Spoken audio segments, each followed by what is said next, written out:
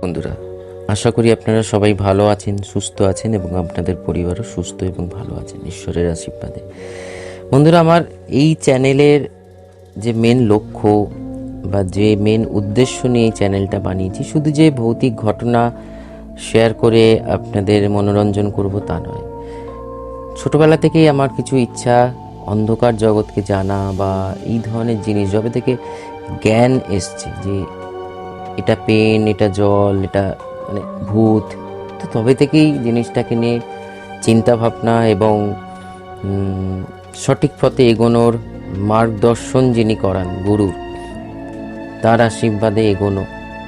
তো সেই বিষয়ে কিছু ইনফরমেশন নিশ্চয়ই মাঝে মাঝে আমি আপনাদের সঙ্গে শেয়ার করব এবং যেটা আজকেও করতে চলেছি। দেখুন, গল্প এক ধরনের আমাদের মনোরঞ্জন দেয়, আমাদের এন্টারটেনমেন্ট করে। যারা বিশ্বাস করে তাদের কাছে ভয়ের ব্যাপার এবং আলাদা একটা এক্সপিরিয়েন্স, এবং যারা বিশ্বাস করে না তাদের কাছে একটা এন্টারটেনমেন্ট।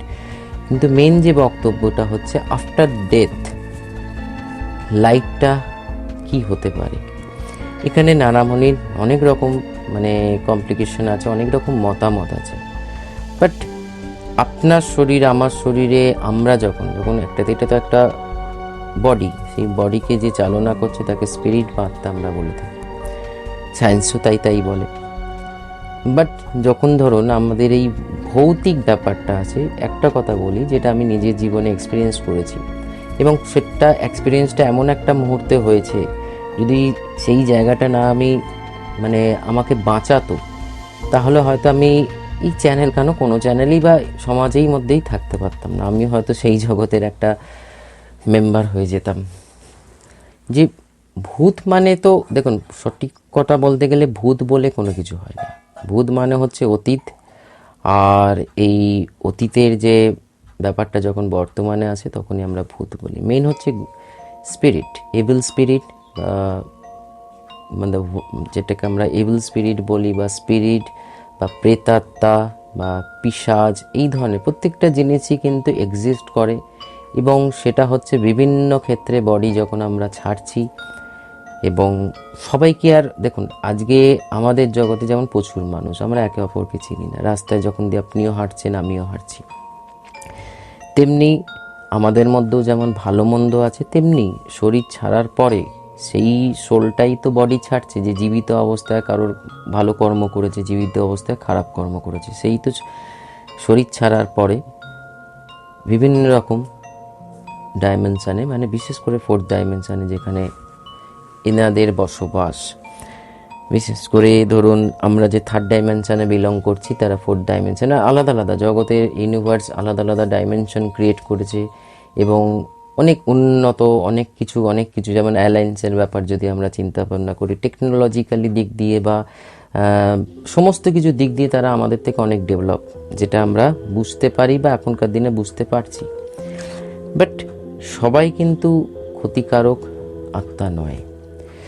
ছোট একটা কাহানি আপনাদের সঙ্গে, গল্প বা সত্যকারের, কারণ জানি আমি কি আমার সঙ্গে ঘটেছিল, এবং সেই ঘটনার সাক্ষী আমি নিজেই। এবার ঘটনাটা বলার পর আপনারা যারা, যেটা বললাম, যাদের কাছে বিশ্বাস তারা বিশ্বাস করবেন, যাদের কাছে এন্টারটেনমেন্ট তারা এন্টারটেনমেন্ট হিসেবেই নেবেন, সেটা কোনো অসুবিধে নেই। কোনো এক সময় আমি ধরুন 2002 বা 2003 কথা বলছি। তখন এডিটিংয়ের জন্য আমি এডিটিংয়ের কাজ করি, এখনও করি। এখন লেভেলটা একটু হাই। তখন বিয়ে বাড়ির সমস্ত যে এডিটিংগুলো হতো, তার জন্য আমার ব্যারাকপুর আমাকে যাতায়াত করতে হতো। এরকমই একটা সময় রাত্রিবেলার দিকে, সন্ধেবেলার দিকে ধরুন লোকাল ট্রেন মিস করাতে দেখেছিলাম যে একটা গ্যালোপিং ট্রেন, এবং সেই গ্যালোপিং ট্রেনে প্রচণ্ড ভিড় ছিল, যেটা নৈহাটি থেকে শিয়ালদার দিকে যাচ্ছে, তো ব্যারাকপুর হয়েই যাবে। তো যেভাবে হোক, তখন ধরুন আরও বয়স ছোট, সেই ক্ষেত্রে একটা ব্যাগ থাকতো আমার সঙ্গে। সেই ব্যাগের মধ্যে ক্যাসেটস, তখনকার দিনে ক্যাসেটস ছোট ছোট মিনি ডিভি ক্যাসেট ইউজ করা হতো রেকর্ডিং করার জন্য, এবং ক্যামেরা ক্যারি করার জন্য একটা থাকতো, যে স্টুডিও থেকে আমাকে দেয়া হতো ক্যাপচার করার জন্য। তো যথারীতি ট্রেনটা ভিড় হওয়াতে, এবং দেখলাম যে গ্যালোপিং ট্রেন বিশেষ দাঁড়াবে না, তাড়াতাড়ি পৌঁছে যাব, উঠে পড়েছিলাম গেটে ঝুলতে ঝুলতে। এক্সপিরিয়েন্স ছিল যেহেতু রেগুলার একটা যাতায়াতের ব্যাপার থাকে, তো ফলে কোন স্টেশনে কোন দিকে কি থাম্বা আছে না আছে একটা এক্সপিরিয়েন্স ছিল।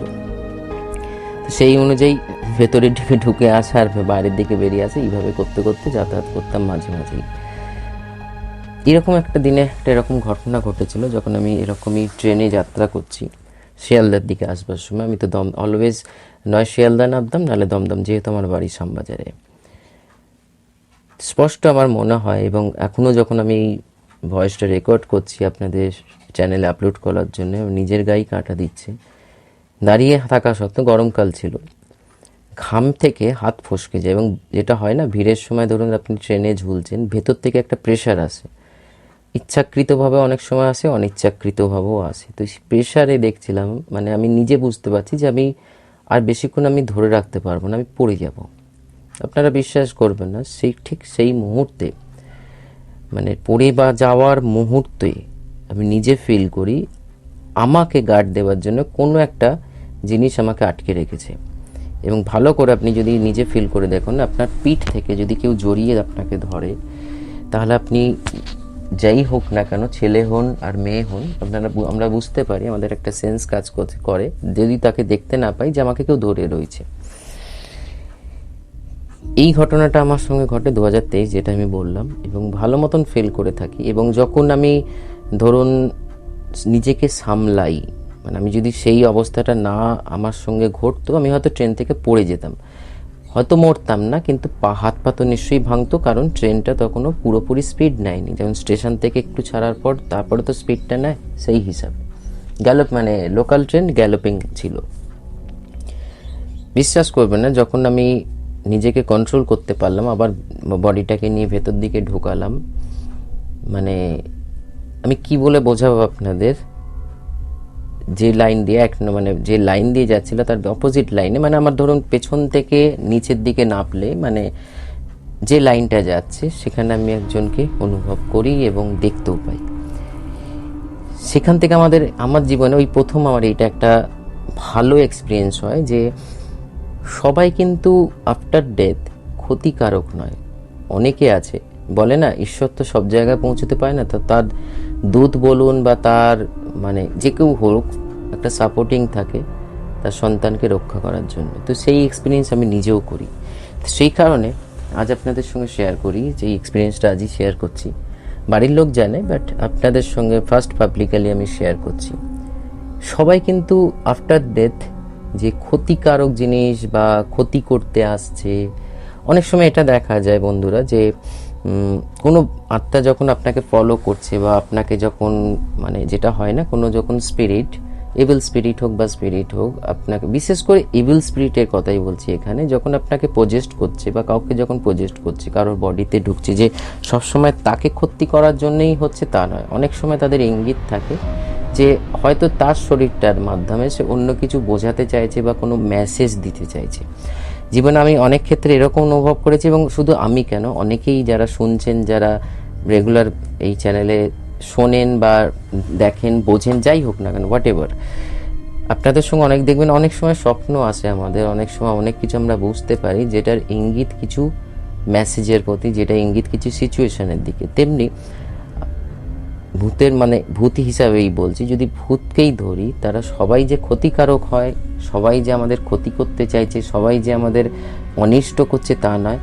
কিছু জিনিস এমনও আছে যারা আফটার ডেথ, তাদের যেহেতু সোলটা পিওর, এবং সোলের হয়তো, আর মানে জীবন কেন পায়নি না পায়নি সেটা তো অন্যরকম টপিকের ডিসকাশন হয়ে যাবে, কিন্তু ওই অবস্থাতে, ওই ফরমেশনে যদি সে কোনো জায়গায় আটকে থাকে, তাহলে সেই আত্মা আপনার কিন্তু কোনো ক্ষতি করবে না, উল্টে আপনাকে প্রোটেক্ট করবে, যেটা আমার বেলায় ঘটেছিল। এবং আমি বিশ্বাস, আমাদের অনেক সময় অনেকের সঙ্গেই ঘটে, কিন্তু আপনার এই জিনিসগুলোকে আমরা ইগনোর করি, ফলে বুঝতে পারি না। এবার আসছি যে, যেটা বলতে বলতে আমি আবার চলে এলাম এখানে, যে সব সময় যে একটা আত্মা আমাদের ক্ষতি করতে চাইছে, অনেক সময় হয় কি কিছু মেসেজ দিতে চাইছে। এরকমও অনেক ধরনের পুরোনো দিনে আমার কাছে ঘটনা আছে, আমারই ফ্যামিলির মধ্যে, যে আমার মায়ের দাদু মারা যাওয়ার পর ওনাকে প্ল্যানচেট করে, মানে এই অবস্থা, যেটা প্ল্যানচেট আমরা বলি, ডাকা হয়েছিল। কারণ কিছু গুরুত্বপূর্ণ দলিল বলুন, কিছু গুরুত্বপূর্ণ চাবি বলুন সেটা খুঁজে পাওয়া যাচ্ছিল না, উনি কোথায় রেখে গেছেন। তো সেই প্ল্যানেটের মাধ্যমে সে যখন তাকে ডাকা হয় এবং তারই সোল যখন ব্যাক করে আসে, তো সেই হিসাবে তখনকার দিনে, আমি তখন জন্মাইনি, আমি সেই সময়কার কথা বলছি, শুনেছি আমার মায়ের কাছ থেকে, পিওর এক্স্যাক্ট লোকেশন গাইড করে এবং কোথায় দলিলপত্র আছে, কোথায় চাবিপত্র রয়েছে, লকারের চাবি, সেটা তিনি বলে দিয়ে যান এবং ইঙ্গিত করে যান, এবং পরবর্তীকালে যখন সময়, যখন সেটাকে খোঁজা হয় এবং সেই নির্দিষ্ট স্থানেই সেই জিনিসটা পাওয়া যায়।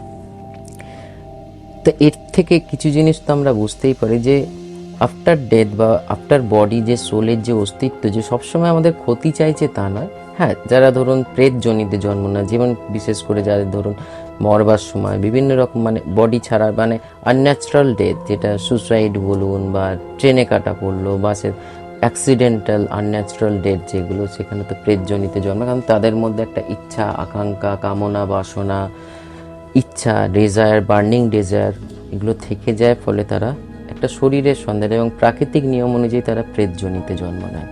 এবং আমার যেটা মনে হয় এতদিনে রিসার্চ করে, যে যারা পিশাচ টাইপের হয়, যেমন ধরুন আমাদের এই জগতে অনেকে তন্ত্র সাধনা, আমরা তো শুনেই থাকি যে ব্ল্যাক ম্যাজিক একটা তন্ত্র সাধনার একটা নিচু জাতের পার্ট, যেখান থেকে অনেক রকম কিছু ক্রিয়া করে অপরের ক্ষতি করা, অপরের মানে লোকসান করা আমরা করে থাকি, মানে যেটা হয়ে থাকে।